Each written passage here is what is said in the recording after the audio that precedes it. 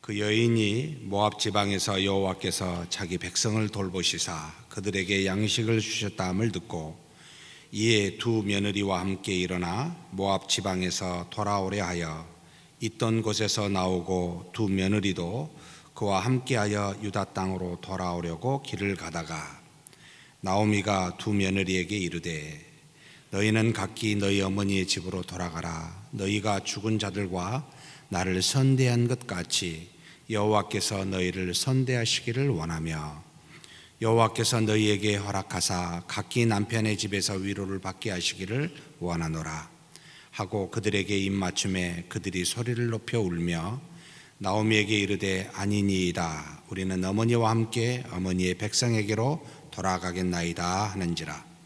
나오미가 이르되 내 딸들아 돌아가라. 너희가 어찌 나와 함께 가려느냐. 내 태중에 너희의 남편 될 아들들이 아직 있느냐. 내 딸들아 되돌아가라. 나는 늙었으니 남편을 두지 못할지라. 가령 내가 소망이 있다고 말하든지 오늘 밤에 남편을 두어 아들들을 낳는다 하더라도 너희가 어찌 그들이 자라기를 기다리겠으며 어찌 남편 없이 지내겠다고 결심하겠느냐.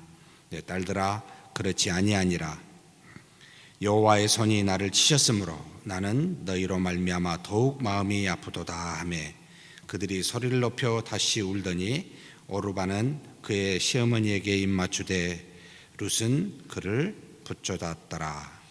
오늘부터 3주 동안 수요예배 룻기서를 가지고 하나님의 은혜를 나누고자 합니다. 3월 2일부터는 교회란 무엇인가, 3월 달은 아마 에베소서를 가지고 김용준 목사님께서 이제 말씀을 전하시게 되고 나머지 또 4주 동안은 4월 달입니다. 제가 교회란 무엇인가의 내용을 가지고 하나님 앞에 함께 은혜를 나누고자 합니다. 먼저 오늘 읽는 이 룻기서를 좀 전반적으로 살펴보고 방금 읽은 본문의 말씀을 가지고 함께 상고해 보고자 합니다. 룻기서는 상당히 특이한 성경입니다. 성경 중에 유일하게 제목이 여자인 성경이 딱 두 개가 있습니다. 무엇이지요? 에스더와 룻기입니다. 크게 말하면 하나님께서 비록 필요하여 이 땅에 남자를 사용하셨지만 남자만 사용하여 하나님의 나라와 의를 이루신 것이 아니다 라는 교훈이 그 안에 들어가 있고, 룻은 유대인 여자입니까? 모압 이방 여자입니까? 당연히 이방 여자지요. 하나님은 유대인들만 택한 선민 사상이라고 해서 유대인들이 가지고 있었던 당시에 아브라함의 혈통으로만 하나님의 자녀되는 그와 같은 그 모든 계보를 따라 그들만 사용하신 것이 아니라 우리가 이전에 요나서를 읽었듯이 니느웨 백성들, 아수르의 그 잔인한 민족이 하나님 앞에 회개했을 때도 그 성읍에 있는 사람들 15만 명이라는 사람들을 긍휼히 여기사 하나님께서 구원에 이르게 하심과 같이 얼마든지 하나님이 만드신 사람 중에 비록 여자일지라도 비록 이방일지라도 얼마든지 사용하십니다 라는 메시지가 사실 제목 안에 그대로 우리에게 상고해 주고 있는 내용이기도 합니다. 이런 의미만 있는 건 아닙니다. 룻기는 지금 우리 개신교라고 하는, 기독교라고 하는 범주 안에 개신교라고 하는 가톨릭을 제외하고 이 룻기는 우리는 역사서의 범주에 들어가 있습니다만 유대교에서는 이 룻기서는 성문학으로 들어가 있습니다. 유대인들은 이것을 하나의 그 문학서와 같은 그런 작품으로 알아서 룻기서, 아가서, 에레미야, 에가서, 에스더서, 전도서 이 5권을 축제할 때 읽는 5책이라 그래서 축제의 두루마리라고 불렀던 말씀 중에 하나입니다. 특별히 룻기는 유월절 때 많이 오순절 때 많이 읽었던 밀을, 그러니까 우리가 맥추제례라고도 하죠. 밀을 거두어 수확을 할 때 이 룻기서를 많이 읽었습니다. 왜 그랬을까라는 건 알 수 없지만 아마 추수하는 이 룻의 모습을 생각하고 하나님이 이 땅에 곡식을 통해서 이방 민족과 택한 여러 민족들을 하나님이 사랑하사 은혜를 베푸시는 보편적 사랑에 대해서 나누고 싶었지 않았을까? 그렇게 추정할 뿐입니다. 어찌됐든 오순절, 맥추절 때 이와 같은 룻기서 축제의 두루마리라고 하는 이 5개 중에 룻기서를 읽었다라고 보시면 됩니다. 지금도 마찬가지입니다. 이 룻기서가 언제 누구에 의해서 쓰여졌습니까? 라고 물을 때는 룻기서 1장 1절에 보니까 사사들이 치리하던 때라고 하면 여호수아가 가나안을 정복하고 340년입니다. 아마도 그 시기가 340년이면 1390에서 약 1050년 사울이 왕이 될 때까지가 12사사가 이제 통치했던 시기인데 이때 쓰여졌습니다. 340년 중에. 그러면 정확하게 언제일까요? 라는 것은 잘 알 수 없습니다만 아마도 뒤에 여기 보면 4장입니다. 사실 룻기서는 짧은데 4장 마지막 부분에 보면 이 룻기서가 이 저자가 누군지 모르지만 쓰고자 하는 목적을 뭐라고 말하지 않았습니다만 룻기가 굉장히 중요한 이유는 룻의 아들 보아스와 룻을 통해서 난 사람이 누구지요? 오벳이요. 오벳이 난 아들이 이세요. 이세가 난 8번째 아들이 누굽니까? 다윗이잖아요. 이스라엘 사람들이 생각할 때 룻은 굉장히 중요했던 겁니다. 위대한 다윗 왕을 낳게 했었던 가교 역할을 했었던 이세와 오벳의 어머니 룻이 그 안에 등장하여 이 계보를 잇게 했기 때문에 추정하기를 아마도 쓰여진 시기는 다윗 시대가 아닐까? 혹 어떤 사람은 사무엘이 아닐까라고 말합니다만 전혀 모릅니다. 다만 사사시대 후반부 정도 1390에서 1050년 사이라고 할 때 한 1100년도 정도에 이 룻이 등장했고 쓰여진 시기는 그 뒤에 아마도 통일된 사울 시대 이후에 사무엘에 의해서 다윗 시대쯤에 쓰여지지 않았을까. 다윗을 생각하고 계보를 따라 올라가 보니까 이런 중요한 룻이 존재했구나 라고 해서 그렇게 쓰여졌을 거라고 추정합니다. 모르겠습니다. 나중에 하나님 나라 가서 이것도 확인해 봐야 될 부분이요 질문할 내용 중에 하나입니다. 어찌됐든 그와 같이 됐다. 작자는 미상이다. 자, 그렇다면 이 짧은 요나서처럼 4장밖에 되지 않는 룻기서인데 어떤 주제가 있을까요? 굉장히 많은 주제가 있습니다. 본받아야 될. 그런데 그냥 몇 가지만 한 3가지 정도로 줄였으면 좋겠어요. 먼저 하나님에 대해서, 두 번째로 하나님의 섭리에 대해서, 그리고 이 땅에서 헤세드라고 하는 이 나오미와 룻이 가지고 있는 마음의 도덕적인 것에 대해서 한 3가지 정도로 축약해가지고 그 안에 어떤 의미가 있는지를 상고하면 굉장한 교훈이 있습니다. 자, 먼저 룻기는 하나님이 어떤 분이신지를 우리에게 보여주고 있습니다. 요나서도 마찬가지였지만 하나님께서는 인류 역사 안에서 무엇을 준비하시는 하나님. 왜요? 다윗이 있기까지 훨씬 전부터 하나님이 생각하시고 룻을 통해서 이 계보를 이어갔다는 것을 우리는 모든 일을 이루고 난 뒤에야 합니다. 하나님이 어떤 일을 다 이루시고 역사하시고 난 다음에야, 한참 뒤에, 과거도 모르고 미래도 모르는 우리는 이제 돌아보고 가보니까 이 위대한 다윗 왕이 이 증조 할머니가 룻이었구나, 굉장히 놀랍다, 이렇게 생각하게 하는, 하나님은 벌써 훨씬 전부터 이 모든 일을 준비하시며 인류의 역사 안에서 하나님의 일들을 이루어 가시는 굉장히 놀라우신 분이다 라는 것을 깨닫게 하더라는 겁니다. 그래서 룻기서 4장 17절에서 22절에 보아스는 룻을 통해 오벳을 낳고 오벳은 이세를, 이세는 다윗을 낳았다고 그 계보를 쭉 적어놨습니다. 하나님의 역사가 이처럼 훨씬 전부터 우리가 생각하기 못한 세대, 몇 세대 전부터 현재의 일을 하나님께서 준비하시고 인도하시는 분이시다. 이 말은 무슨 뜻이죠? 어느 날 갑자기 하나님께서 기분이 좋아가지고 확 어떤 일을 이루신 분이 아니십니다 라는 거죠. 우리는 기분이 있어서 감정이 있어서 그에 따라 좌우되지만 하나님은 그렇지 않습니다. 정하신 뜻을 정확하게 인류 역사 안에서 이루어 가십니다. 다만 우리가 어리석어서 미처 그 하나님의 지혜를 깨닫지 못할 뿐이라는 겁니다.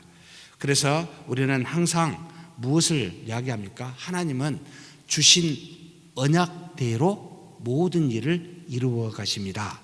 그래서 우리는 그런 하나님을 무슨 하나님이라고 이야기하죠? 하나님은 말씀에 따라 모든 일을 이루신 하나님이십니다 라고 할 때는 우리는 그 하나님에 대해서 두 가지로 표현하고 있습니다. 공의로운 하나님, 언약을 하시고 먼저 언약대로 하나님께서 시행하십니다. 그래서 이 땅에 시행되어진 모든 일은 다 어디에 가 있습니까? 전부 다 하나님의 말씀 안에 있습니다. 정말 놀라운 거라는 겁니다. 그래서 누누이 이걸 강조합니다. 하나님의 뜻을 알고 싶습니까? 이걸 보십시오. 하나님의 능력과 기적을 알고 싶습니까? 이걸 보십시오. 제 영혼, 우리의 영혼이 소생하기를 원하고 생명을 얻기를 원하십니까? 이 말씀을 보십시오. 전부 일이 돌아갑니다. 그래서 말씀에서 뭐가 나와요? 네? 이것도 제가 한 10번은 이야기했던 것 같은데 좋습니다. 다시 처음부터 하죠. 자, 우리는 이 땅에 살면서 무엇을 받고 살죠? 이것 없으면 못 살죠. 의인은 오직 무엇으로 말미암아 살아요? 의인은 믿음으로 말미암아 살지요. 그러면 그 믿음이 우리에게 준 게 있죠. 뭘 주죠? 하나님이 은혜를 주십니다. 그래서 은혜는 은혜 받은 자예요. 의로운 자인데 이 모든 것은 믿음에서 오죠. 그러면 믿음은 어디서 올까요? 네? 믿음이 최고인데 믿음이 어디서 옵니까? 혹시 목사님이 주는 건가요? 제가 혹시 줄 수 있을까요? 여기 계신 저와 여러분은 어디서 믿음을 얻지요? 네? 어디요? 여기서 났는데 쳐다보니까 소리가 들어가 버리네요. 자, 로마서 1장. 주여, 죄송합니다.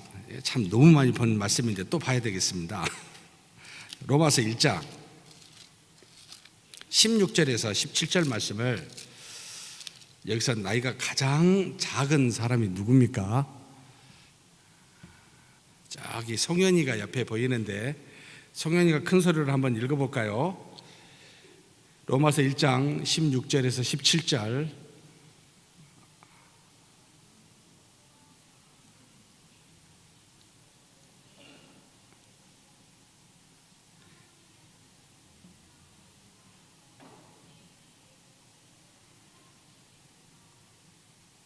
예, 여러분은 들리시지요?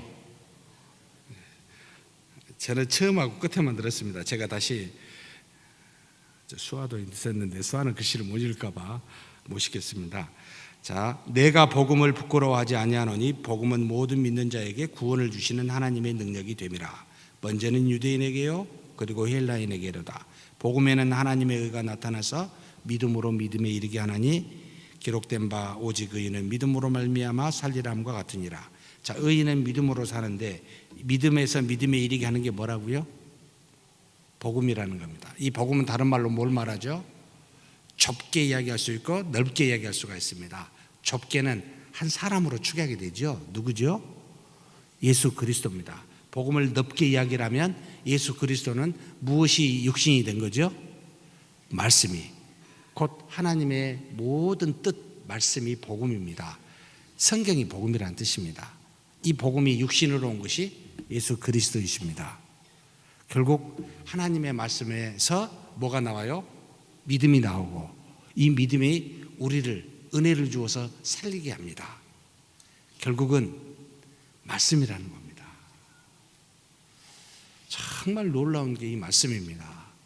그래서 교회에 오면은 가장 중시 여겨서 봐야 되고, 주변에서 머물러야 되고, 생각해야 되고, 서로 말로 나눠야 되고, 끊임없이 이것을 가지고 함께 해야 될 게 무엇이겠습니까? 라고 할 때는 신자가 아니라 사람이 아니라, 직분이 아니라, 일이 아니라, 봉사가 아니라 말씀이라는 겁니다.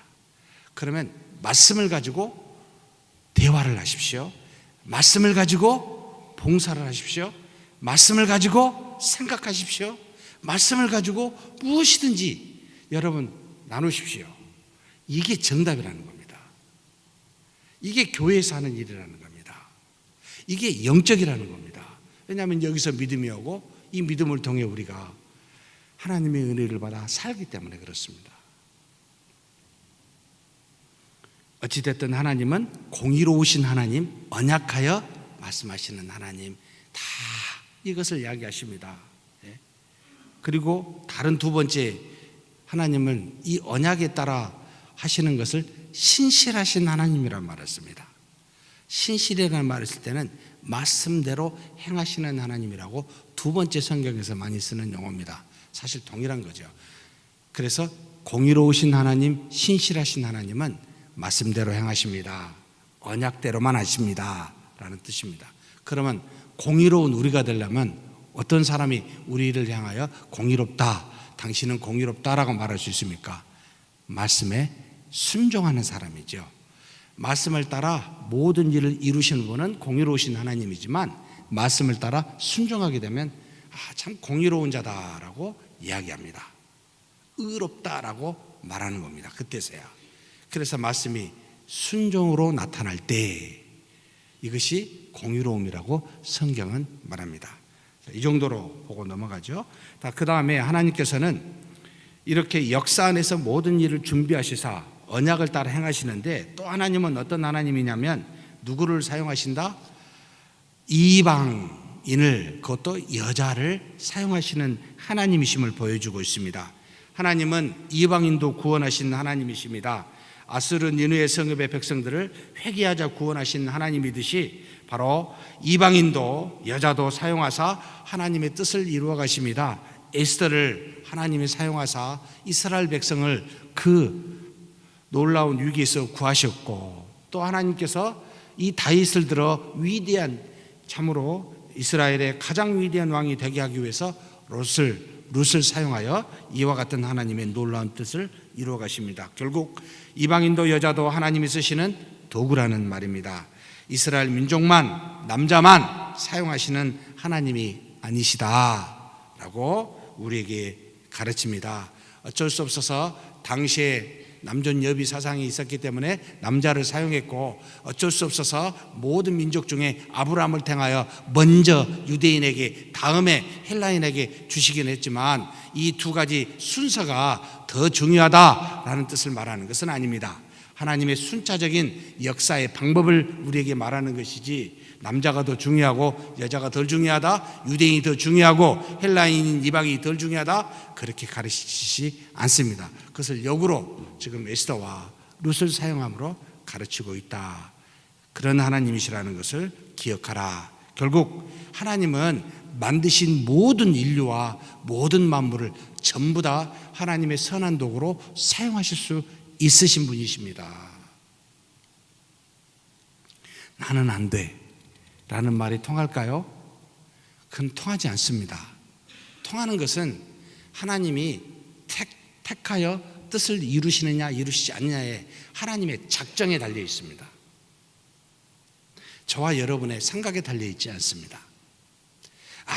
아무리 안 하려고 해도 택하여 하나님이 쓰시겠다면 반드시 이루시고, 아무리 내가 하겠다고 한다서도 하나님이 택하지 않으면 하나님 앞에 쓸 수가 없다는 것을 가르치기도 합니다. 그래서 우리는 토기장이를 만든 토기장이에게, 주인에게 뭐라고 할 말이 없습니다. 이럴 때마다 인간의 존엄이 무너지고 인간의 자유의지가 무너진 것처럼 수없이 비난을 받습니다만, 성경이 어쩔 수 없이 그렇게 가르치기에 저도 그렇게 말합니다. 젊었을 때는 되게 그게 싫었습니다.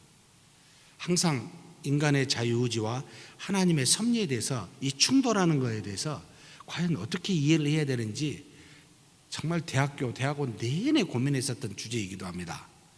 지금은 전혀 고민하지 않습니다. 살아보니까 내가 가지고 있는 자유의지는 없어요. 사실 자유의지라는 말은 성경에 표현된 전혀 없는 철학적 용어이기도 합니다. 하나님이 우리에게 자유의지를 주셨다면 딱 언제까지요? 아담과 하와가 불순종하기 전까지만입니다. 불순종한 뒤로는 우리가 택한 모든 것은 한 번도 선을 택해 본 적이 없습니다. 전부 각기 제 길로 갑니다. 양 같아서. 그 제 길이 뭐죠? 육체를 따라 영이 없는 죽은 영을 가지고 육체만을 가지고 육체의 길을 따라 육체의 만족을 따라 택하는 모든 것입니다. 결국 영이신 하나님과 상관없는 것을 택하기에 하나같이 전부 다 하나님의 영광에 이르지 못하는 죄인일 수밖에 없었습니다. 이것을 깨닫는데 거의 한 50년이 걸렸습니다. 젊었을 때는 이게 잘 안 되더라고요. 해봐도 결국 나에게서 나오는 것은 악밖에 없구나. 모든 선은 하나님에게서만 나오는 것을 나이 들어서 철들어 가지고 알게 됩니다. 지금 젊은이들이 고민하신 분 계시지요? 많이 고민하십시오. 고민할 때입니다. 한번 해보십시오. 인간의 생각과 의지를 가지고 무엇을 얼마나 할 수 있는지 한번 해보십시오. 많은 실패를 통해서 제자들은 3년 동안 해가지고 실패를 경험했습니다. 예수님과 동고동락하면서 어디에서 실패를 경험했습니까? 아시는 분? 예수님이 십자가에 못 박혔을 때 어디 있었죠?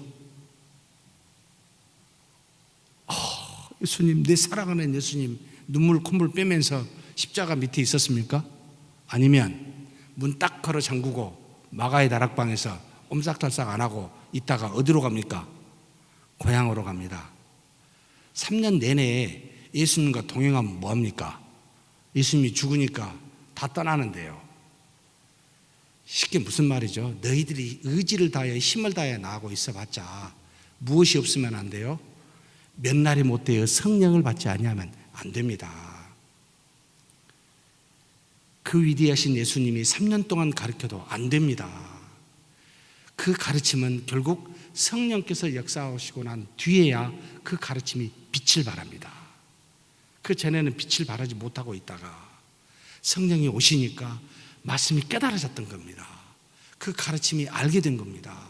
그제서야 그 의미를 진심으로 깨닫게 됩니다.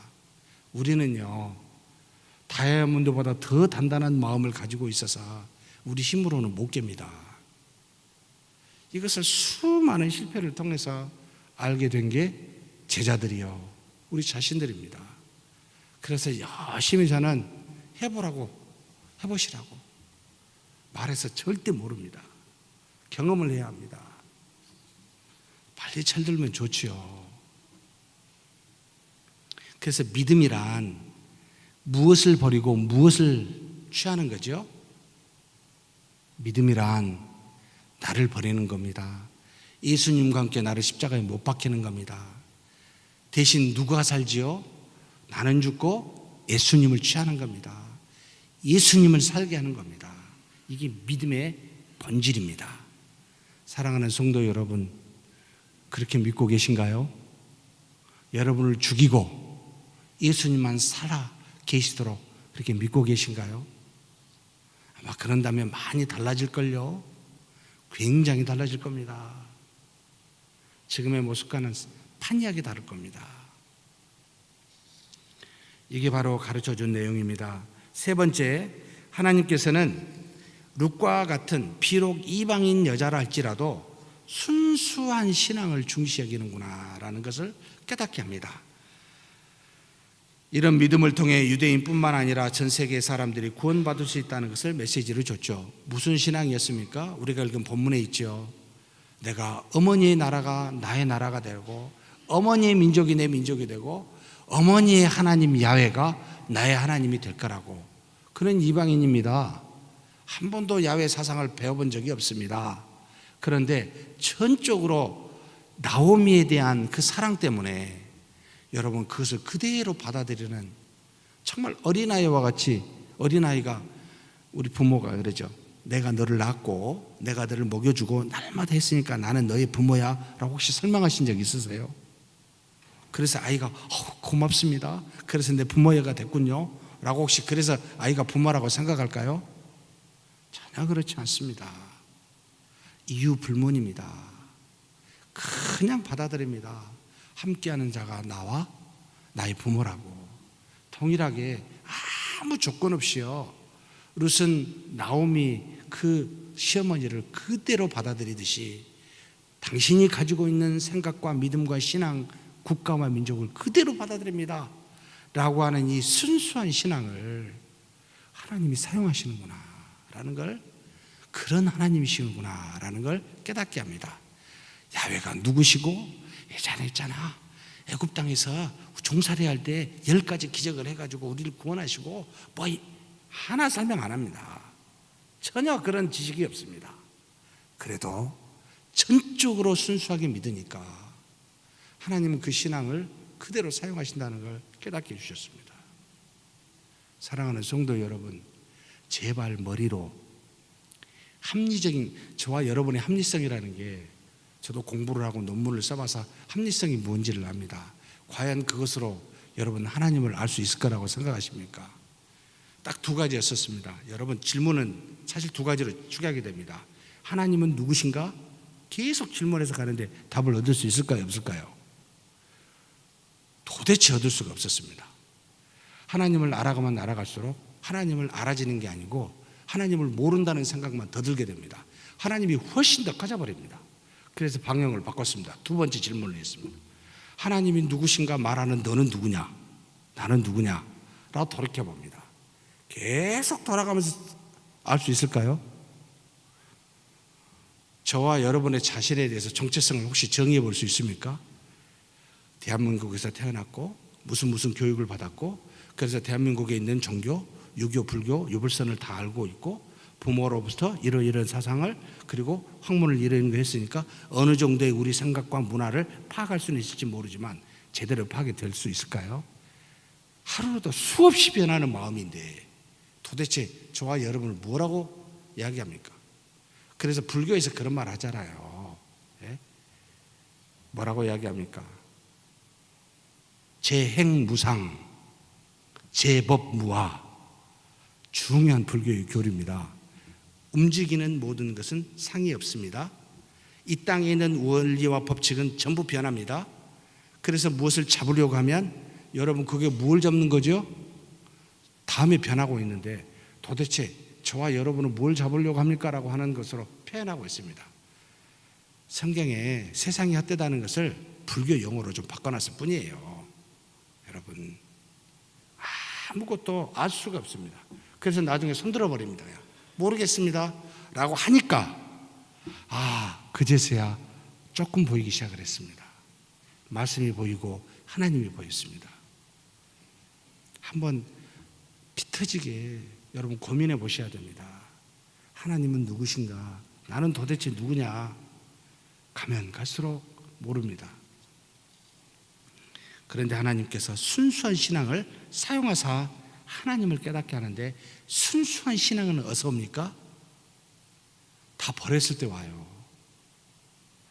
경험, 지식 붙잡고 있어 보십시오.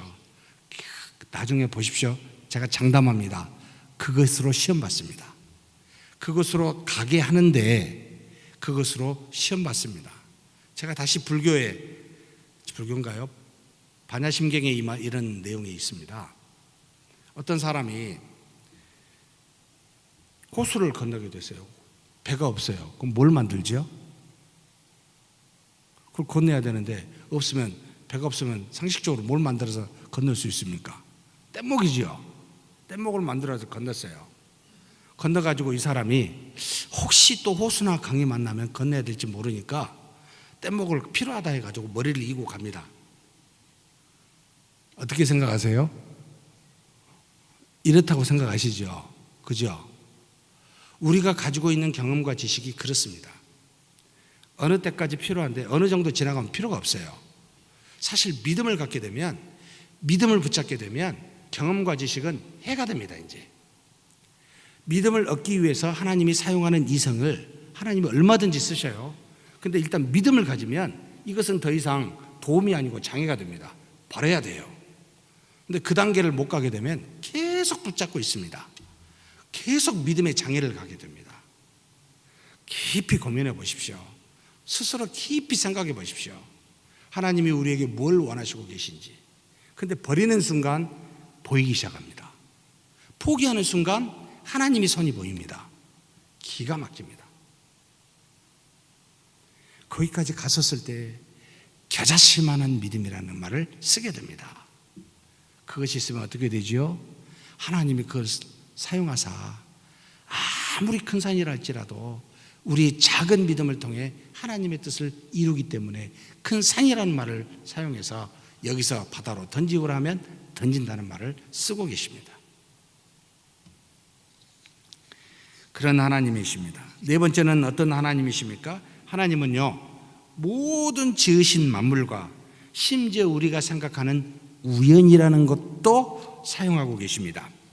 1장 1절에 사사가 치리하던 때에 그 땅에 뭐가 들었어요? 흉년이 들었다고 말합니다. 흉년은 그냥 왔을까요? 하나님이 주신 걸까요? 네? 흉년이 없었으면은 이 나오미가 두 아들과 남편을 데리고, 거꾸로 말했죠. 남편이 이 나오미와 두 아들을 데리고 모압으로 갈 수 있었을까요? 그리고 모압에서 두 아들이 결혼할 수 있었을까요? 그리고 그 룻을 만나서 돌아와서 결국은 이새의 할머니가 되고 다윗의 증조 할머니가 될 수 있었을까요?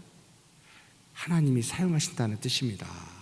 마치 요나를 하나님께서 사용하시기 위해서 큰 물고기, 커다란 바람, 광풍을 사용하시듯이 만물을 전부 다 마음껏 사용하신 분이 하나님이시라는 걸 보여줍니다. 뿐만 아닙니다. 1장 5절에 보면 10년쯤 지나니까 그 전에 남편이 죽고 10년쯤 지나니까 누가 죽어요? 두 아들이 죽었습니다. 우연히 죽었을까요? 이 땅에 우연이라는 게 있을까요? 라고 이제 질문이 됩니다. 2장 3절에요. 뭐라고 나와 있냐면 더욱더 재미있는 표현입니다. 우연히라는 표현을 2장 3절에 써놨습니다. 룻이 가서 베는 자를 따라 밭에서 이삭을 줍는데 우연히 엘리멜렉의 친족 보아스에게 속한 밭에 이르렀더라. 이제 돌아와서 유대인의 전통에서 한쪽에 10분의 1 정도는 이삭을 자르지 않았어요. 가난한 사람들이 그걸 먹으라고. 참 좋은 전통이죠. 그것을 가지러 아무것도 없는 나오미와 룻이기 때문에 갔는데 그 밭이 누구 밭이었어요? 우연히 가니까 이게 보아스의 밭이었네. 우연입니까? 하나님이 정한 필연입니까? 하나님이 다 섭리하고 계신다는 겁니다. 사랑하는 성도 여러분, 우연히 누구를 만나고 우연히 무슨 일이 일어나고 누군가 죽고 하나님이 다 하는 것이 아니라 그냥 이 땅의 자연적인 것이고 우연히 우리가 하는 것이라고 착각하지 마십시다. 칼빈이 제가 누누이 이야기하죠. 바람이 부는 것도 하나님의 뜻이요 섭리요. 바람이 불어서 먼지가 기독교 강요에 나와 있습니다. 좌로 움직일지 우로 움직일지도 하나님이 정하신 바라 섭리라라고 말합니다. 정말 이걸 알면요 살떨립니다. 하나님의 섭리가 굉장히 깊숙이 있습니다. 하나님은 다 사용하시는구나. 만물과 시간과 인류의 역사를 우리의 생각과 모든 이 땅에 있는 것들을 전부 다 사용하시는구나 라는 것을 알 때 그때는 무엇이 보입니까? 만물 속에 하나님이 계시다는 것을 보이게 되고 그 하나님을 두려워하게 되면 이걸 뭐라고 부르죠? 하나님을 경외하는 자라고 부릅니다.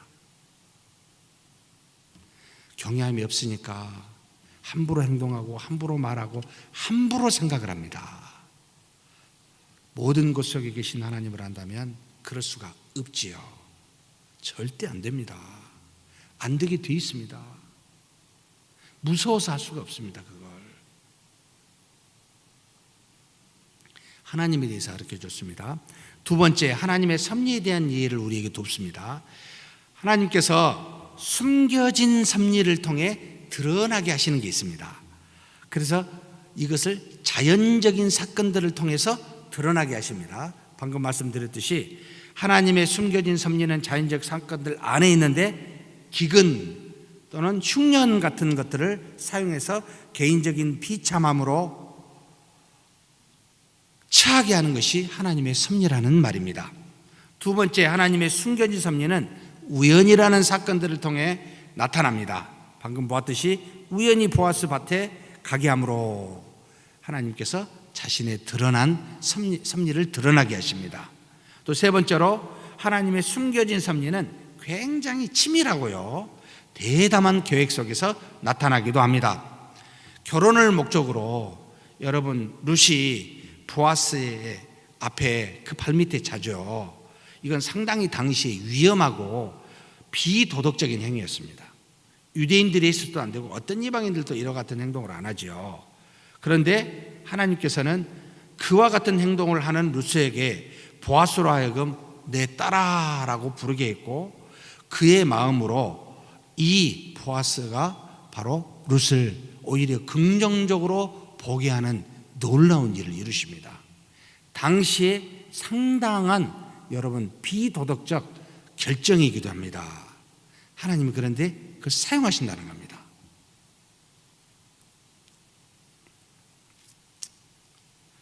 결혼을 목적으로 룻이 보아스 앞에서 취한 행동은 위험한 것이었고 비도덕적인데, 그것을 하나님이 보아스의 마음을 다스리사 오히려 그것을 사용하시는 하나님이시다. 이게 세 번째 모습이기도 합니다. 네 번째, 하나님의 숨겨진 섭리는 법적인 절차를 통해서도 이루어진 것을 볼 수 있습니다. 기업 물을 자, 그냥 하나님께서 다른 걸 쓰시지 않고 이스라엘에게 준 유대의 법에 따라 기업 물을 자를 찾아서 보아스에게 줬고, 또 가장 가까운 친족에게 그 의무에 대해서 말하게 했고, 그가 허락했다가 나중에 다시 거부했습니다만 결국은 다시 이 보아스에게 주게 하여 하나님께서 주신 법을 따라 그대로 성취하게 하는 일도 하십니다. 주신 법을 사용하시기도 하고 도덕적 범위를 뛰어넘는 것도 사용하시기도 하고 우연이라는 것을 사용하시기도 하고 하나님이 자연적인 모든 사건도 사용하시는 하나님이시구나 라는 걸 이 모든 룻기서를 통해서 우리에게 가르쳐준 하나님의 섭리의 방식들입니다. 다음으로 룻기에서 나오는 굉장히 중요한 부분이 있습니다. 저는 이게 굉장히 좋은데요, 나오미하고 룻의 두 대화에서 가지고 있는 두 사람의 관계성입니다. 거기에서 굉장히 우리가 본받아야 될 성경에서 말하고 있는 헤세드라는 말이 나옵니다. 바로 이 윤리적인, 가장 기독교인들이 가져야 될 윤리적인 모범을 보여주고 있는데, 나오미가 먼저 룻에게 보여준 이타적인 사랑, 우리가 지금 1절에 뭐라고 우리가 읽은 본문의 말씀 중에요, 8절입니다. 8절에 나오미가 두 며느리에게 이르되 너희는 각기 너희 어머니 집으로 돌아가라. 너희가 죽은 자들과 나를 선대한 것 같이. 선대가 뭘까요? 착하게 대했다 하는데 여러분 히브리어로 헤세드라고 말합니다. 우리가 인자 또는 친절, 사랑, 궁율 다양한 방식으로 해석을 합니다. 근데 여기는 지금 선대라고 되어 있는데, 일단 두 사람의 관계이고 하나님과 우리 사이일 때는 인자라고 쓰는데 사람과의 관계일 때 착한 행실이라는 표현으로 이 헤세드를 썼습니다. 하나님의 인자를 받은 우리가 사람과의 관계에서도 이 헤세드와 같은 관계를 가지라. 그러면 도대체 이 룻이 어떻게 나오미에게 선대를 했고 나오미는 룻을 어떻게 똑같이 선대를 했는가라는 게 나타나죠. 나오미가 룻에게 보여준 이타적인 사랑을 보여주고 있습니다. 1장 11절에서 13절입니다. 어찌 내가 지금 가는 중이에요. 유다로 가다가 보니까 불쌍한 거예요. 그래서 돌이켜서 이야기합니다. 어찌 남편 없이 내가 지내겠느냐라고 말하면서 나오미가 룻에게 돌아가라고 이야기합니다. 그가 보여준 친절한 행위, 한마디로 자신을 위했다면, 나이든 자기를 위했다면 데리고 가는 게 맞지 않습니까?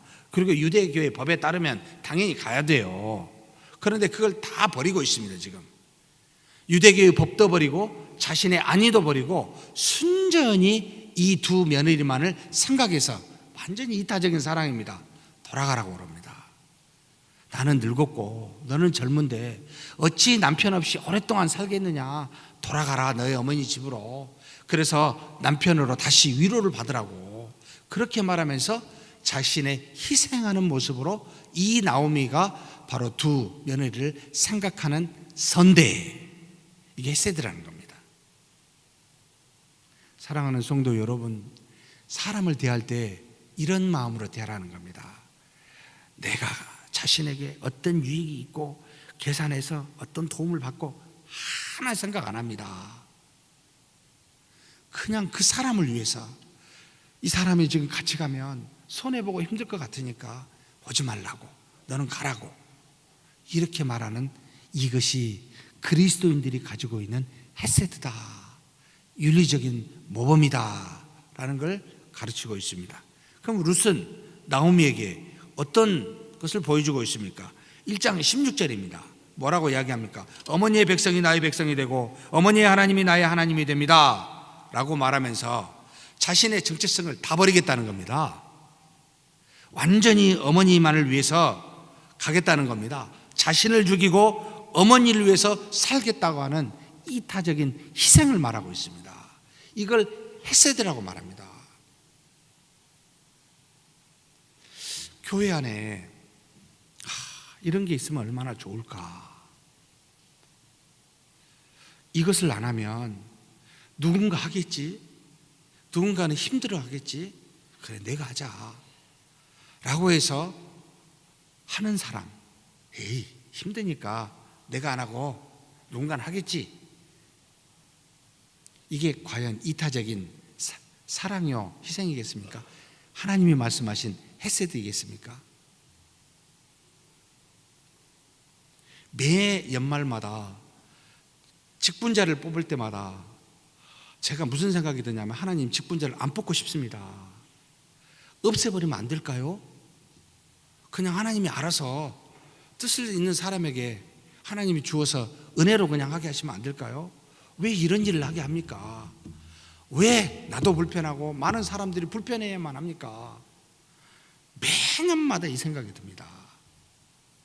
이걸 어떻게 하든지 해결해야 되겠다는 생각을 계속 하게 됩니다. 이게 뭘까? 그리스도인의 모습인가? 저는 아니라고 생각합니다. 부족하지요. 믿음이 연약하지요. 그런데 하나님의 사랑을 조금이라도 더 깊이 생각한다면, 여러분 무슨 말이 필요할까요? 하나님 제가 부족하지만 하나님 마음대로 한번 쓰십시오. 제가 할 수 있는 데까지 최선을 다해 보겠습니다 라는 자세가 헤세드입니다. 이타적인 사랑과 이타적인 헌신입니다. 여러분 먼저 된 자가 본을 보여주십시오. 목회자, 장로님, 권사님, 안수집사님, 중직자라 한 사람이 먼저 보여주셔야 됩니다. 이게 이치입니다. 먼저는 유대인에게요, 다음에는 헬라인에게로다.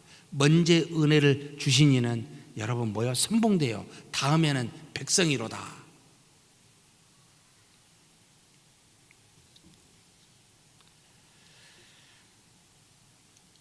그 다음에 하나님의 보편적인 사랑과 선택적인 구원이 무엇인지를 보여줍니다. 굉장히 잘 고민하셔야 됩니다. 이 부분도 보편적인 사랑을 말하니까 보편적인 구원이라고 말한 사람이 있고, 또는 선택적인 구원이라고 말하니까 선택적인 사랑이라고 착각한 사람들이 상당수가 있습니다. 그래서 하나님이 택하여 구원받은 선택한 사람은 하나님께서 그들에게만 사랑을 주신다고 착각하는 경우, 아니요 하나님은 만물을 사랑하시고 인류를 사랑하십니다라고 말하니까, 그러면 구원은 선택이 아니라 보편 구원이네요. 모두가 구원받은 거네요. 라고 착각하는 사람이 상당수 있습니다. 여러분, 아닙니다. 하나님이 이방인을 들어 쓰시고 여자를 들어 사용하시지만 하나님 그 모든 일은 모든 사람을 사용하는 하나님의 사랑을 말하지만 모든 이방 여자나 모든 이방의 사람들이 구원받았다는 뜻은 아니었습니다.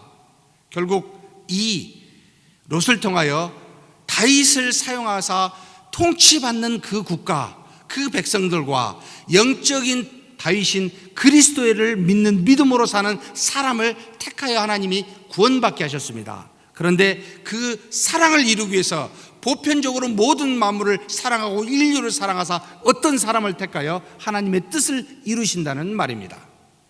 그래서 하나님의 사랑은 모두에게 보편적이지만 그러나 구원에 이르는 사람은 택한 사람만 가게 됩니다 라는 게 신학적인 명제입니다. 그런데 만인 구원설, 구원론 하는 분들이 좀 계시지요. 여러분, 그렇지 않습니다. 하나님은 전부를 사랑하십니다. 그런데 구원에 이른 자는 다가 아닙니다. 이것도 룻기서에 보여준 중요한 신학적 교훈입니다. 벌써 시간이 다 됐네요. 본문을 해보기도 전에 서론에서 끝났네요. 다음 시간에 나머지 본문을 하도록 하겠습니다. 기도하겠습니다. 하나님 아버지, 감사합니다. 하나님께서 이 땅에 어떤 역사하사 인도하시는 분이 어떤 분이신지를 가르쳐 주시니 감사합니다. 우리 하나님은 인류의 역사 안에서 모든 것을 언약으로 말씀하시고 그 모든 것을 사용하사 준비하시는 하나님이신 줄 믿습니다. 또 하나님께서는 감히 우리가 생각지도 못하는 이방의 여자를 사용하사 남자만, 유대인만 사용하시는지 아니하는 하나님이신 줄도 가르쳐 주시니 감사합니다. 또 하나님은 참으로 룻과 같은 순수한 신앙을 가진 자를 중시 여기고 그와 같은 믿음을 요구하시는 하나님이신 줄도 알게 해주시니 감사합니다. 하나님은 지으신 모든 만물과 그리고 우연을 사용하사 하나님의 뜻을 이 땅에서 이루어 주신 하나님이신 줄 믿습니다. 그래서 자연적인 사건들을 통하여 그리고 또 하나님이 이 땅에서 우연이라고 하는 그와 같은 사건들을 통하여 아주 정밀하고 대담한 아버지 당시에는 비도덕적인 것이랄지라도 그와 같은 것들을 사용하시고 또 하나님이 정하여 주신 법도 사용하시는 그와 같은 섭리의 하나님이신 줄도 알게 해주시니 감사합니다. 하나님, 그런 은혜를 받은 우리가 이 땅에 사는 동안 하나님이 우리에게 보여주신 헤세드와 같은 인자를 가지고 사람을 대하게 하여 주시옵소서. 나오미가 롯을 대하여 이타적인 사랑을 가졌고 롯이 나오미를 향하여 이타적인 헌신을 가졌듯이 우리도 이 땅에 살면서 하나님이 주신 그 은혜를 받았으니 우리도 이와 같이 인자함으로 모두를 대할 수 있도록 역사하여 주시옵소서. 우리 주님 예수님의 이름으로 기도하옵나이다. 아멘.